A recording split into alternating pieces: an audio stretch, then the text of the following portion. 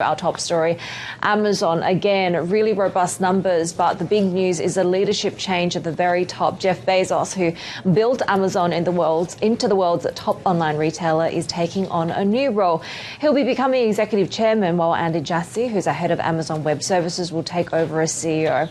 Let's discuss all of this with Alex Mozad, who's a CEO of Applico. It's a social platform design company. He also oversees the Wisdom Tree Growth Leaders ETF, which tracks modern tech firms. Alex, great to have you with us on a very busy morning here, or a busy evening, I should say, for you. Do you have much of a reaction to the leadership change, given that Jassy was really the, long-awaited, expected successor to Jeff Bezos? Does the view on Amazon really change? I don't think too materially. I think this is just a bet on innovation. Andy was basically Jeff Bezos' chief of staff maybe 16 years ago now. And he was the one really pushing to go and spin out a completely new business called AWS. And so Jeff, in his departure letter or his transition letter, he talks about innovation multiple times. He talks about it still being day one multiple times. And Andy really embodies that exact thing, spinning out a completely different business model from what Amazon was doing 16 years ago. We talk a lot about, obviously, the e-commerce consumer-facing part of the business as being the one that garners the most headlines. But is this still going to be just the cash cow, if you will, going forward for Amazon? I think you see absolutely a platform winner-take-all dynamic in cloud storage, where you really only have one or two leading players, really AWS and Microsoft. And that's why you're seeing Google here disclose those losses on their cloud storage business, because if you're third, it's kind of like you're last. If you're not one or two, it's very difficult to continue to invest and dethrone one of the top two players. So I think AWS is very well positioned to continue to spin off cash. Absolutely. Alex, and of course, we worry about regulation in the future for not only Amazon, for the rest of these tech giants. But you mentioned something in your notes that new vendors on Amazon are really mostly Chinese factories. Could Amazon be contending also with regulations in China?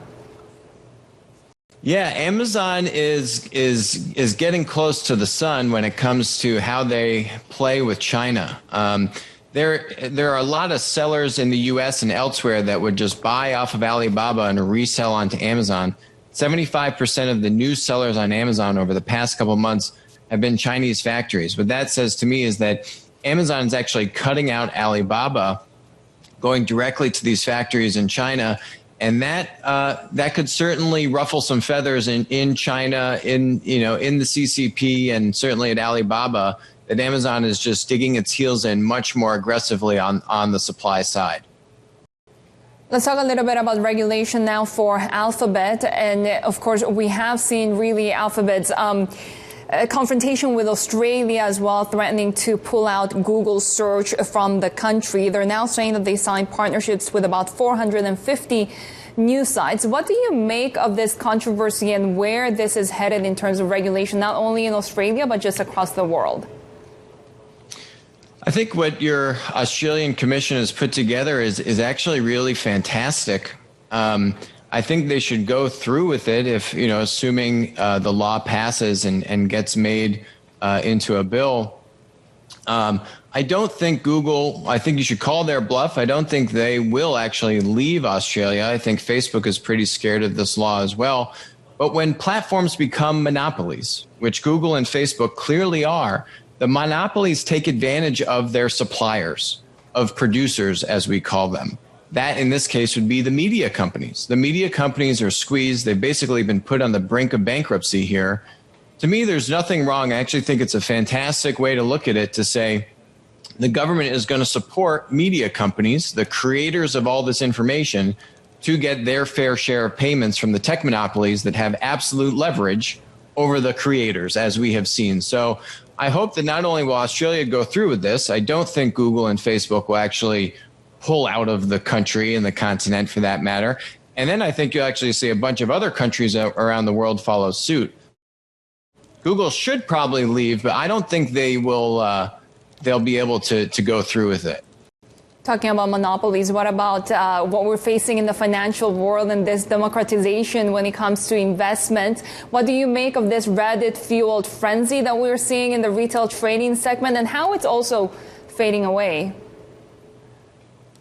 Yeah, there's a lot of crazy things happening in the stock market these days. I think that's some of the reason why you've seen a flight to safety. You look at the multiples that the tech monopolies, the FAMGAs of the world are trading at, and they are extremely high. For me as an investor, and with Platt, what we're doing at Platt is really, if you look at the growth of that index the past few months, the tech monopolies are flat, if not a little bit down on their share prices. We see a lot of the growth coming from these kind of mid-cap platform companies from $20 to $50 billion in market cap. Their multiples are relatively much lower than the tech monopolies, and they have huge growth ahead of them. So I think that kind of, they stay out of the fray from some of these discrepancies that the Reddit retail traders are going after. Alex Mozet, CEO of Applico, thank you so much for your insights today with the latest on all of these tech giants here in the U.S.